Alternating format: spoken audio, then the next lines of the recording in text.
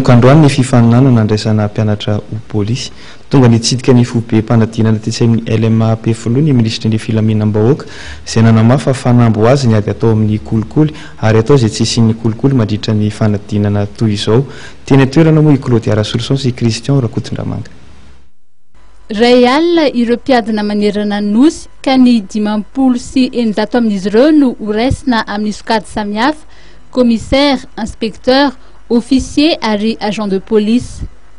Entitra ny ministry ny filaminam-bahoaka nandritry ny fitsidiana ny fobe mpanadinana teny amin'ny LMA Anosy notsehiviny hatrany fa lahara-pahameana ho azy ny ady atao amin'ny kolikoly indrindra amin'ny fifaninanana toy izao. Ngamba efa vao nanomboka nandray n'ity ministère ity ny tena nay tamin'ny fotoanandro mitsaroana rao ngamba fa ny asa ndraikitra nataonay voalohany tamin'le priorité des priorités de mbola veriko any hoe ady amin'ny kolikoly aloha voalohany indrindra zay anisany zao faninanana idirana polisy zao angamba hitanareo tsara manatrika ny eto ny bianco manatrika ny eto ny fonction publique azo antanina ihany koa zareo reo amin'ny lafiny anakireo manahoana ny fahitana zareo ny fomba nanomanana zany faninanana zany sanay ny milaza fa niezaka izahay ny ampadio sy ampangarahara ny faninanana idirana amin'izany polisy zany satria raha tsika malala fa ny polisy dia anisan'ny tanana andraikitra goavana ihany amin'izany fiadivana amin'ny kolikoly zany ka raha aty amin'ny faninanana manomboka efa izy kolikoly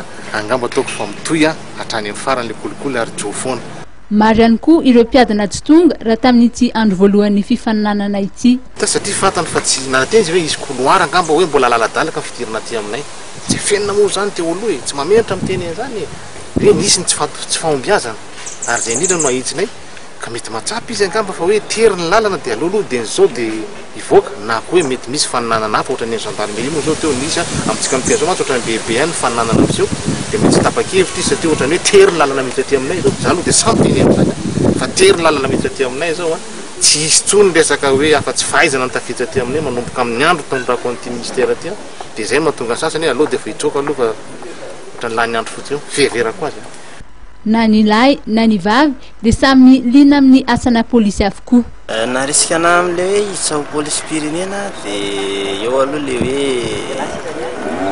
hoe mba hitandro filaminana zay aloha zany no tena hoe zava-dehibe. Za efa polisy fomba te hiakatra kokoa mba maniry hiakatra.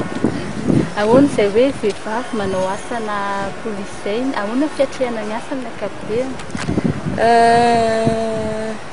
Ohatran'ny olona rehetrarehetra ihany. Misy foana ny lafy tsarany dia misy foana aloha ny lafy ratsiny. Tsara aloha ianao zany hoe manana ny personnalité anao tsy miankina amin'ny lehilahy foana amin'ny fiainana fa mba manana hoe mba fidiram-bolanao manokana ianao zany.